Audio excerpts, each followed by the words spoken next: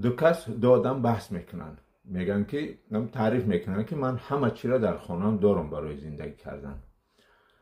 بعد مصلحت میکنن که میریم میبینیم کوکی چی داره. خب خانه یکمش میرن میبینن که همه چی هست، در حقیقت همه چی داره.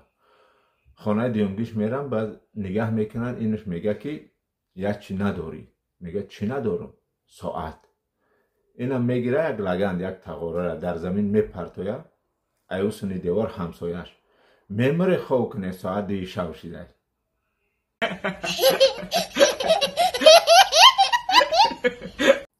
بهلول در بازار شهر میرود، میبینه که یک جا یک ششلیک فروش یک بیچاره کمبغل مجبور داره که پول ده.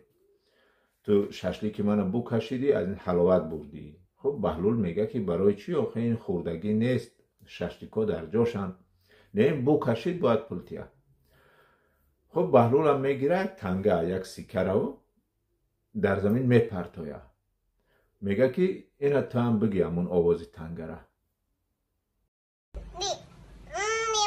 500-an digoreng anget-anget.